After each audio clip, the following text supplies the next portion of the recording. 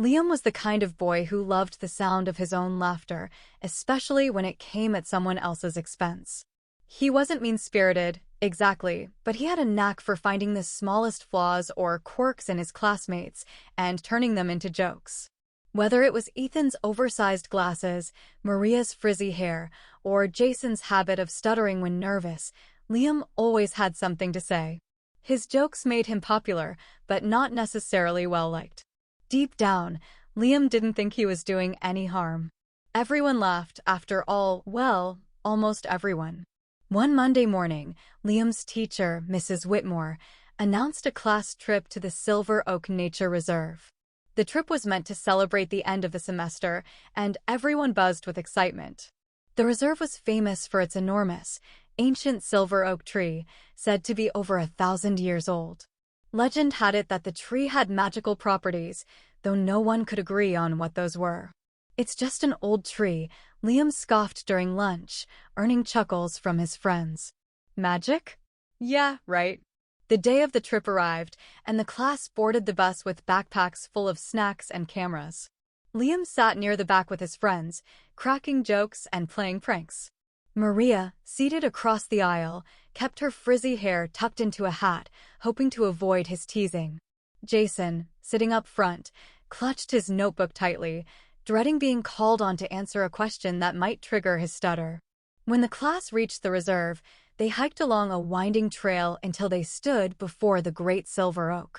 The tree was more magnificent than any of them had imagined. Its trunk was so wide that 10 people holding hands couldn't circle it, and its shimmering silver leaves sparkled in the sunlight. Mrs. Whitmore encouraged the students to explore the area and write a short reflection about the tree's significance. Most of the students wandered off in pairs or small groups, but Liam lingered near the tree, scanning for a new target to tease. He noticed Ethan kneeling by the roots, sketching in his notebook. "What's that supposed to be?" Liam asked, leaning over Ethan's shoulder. "A stick bug?" "Oh, wait, that's your art?"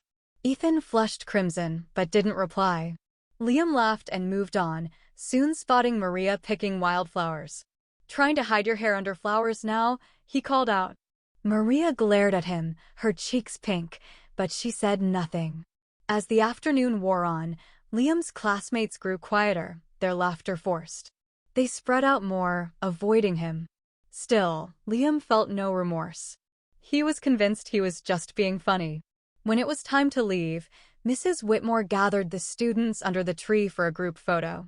Just as the camera clicked, the ground beneath them trembled. A low, groaning sound filled the air, and the silver oak's leaves shimmered even brighter. The students gasped as a deep, resonant voice spoke. "Liam," it said, "your laughter wounds more than it heals." Liam froze. His classmates stared at him in wide-eyed silence. I didn't mean to hurt anyone," Liam stammered, his usual confidence vanishing. "Intent does not erase impact," the tree replied. "You see the world only through your own eyes, blind to the feelings of others. Until you learn empathy, your laughter will turn hollow." Before Liam could respond, the shimmering leaves rustled, and the tree's magic surrounded him in a blinding light. When the light faded, the other students gasped. Liam had shrunk to the size of a squirrel. "You shall remain this size," the tree declared, "until you understand the weight of your words." Panic flooded Liam's chest. "Wait, no. Change me back," he pleaded, but the tree was silent. Mrs. Whitmore knelt beside him, her expression soft but firm. "This might be the lesson you need, Liam," she said gently. "Let's head back." Back at school, Liam's new size presented endless challenges.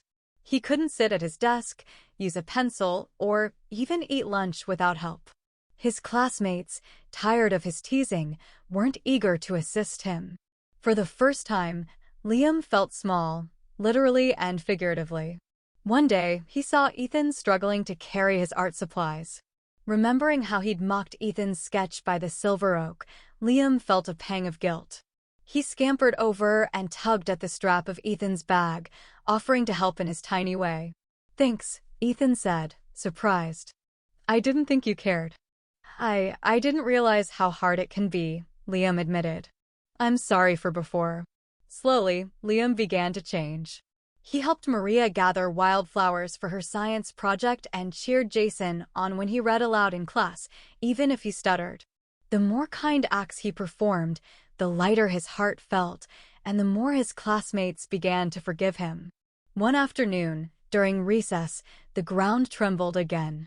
The Silver Oak's voice echoed in Liam's mind. You have learned much, Liam.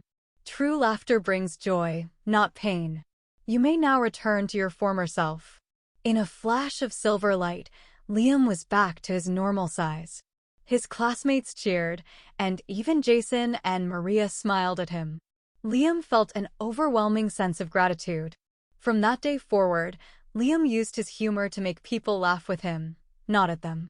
He became a loyal friend, always ready to lift others up instead of tearing them down. The Silver Oak's lesson stayed with him, a reminder that kindness is the root of true happiness. And so, Liam grew not just in size but in heart, proving that even the smallest among us can make the biggest changes. The end. If you're having fun with our stories, we'd love for you to join us for more. Just click subscribe and come along on every new adventure. See you soon for more adventures. Bye-bye.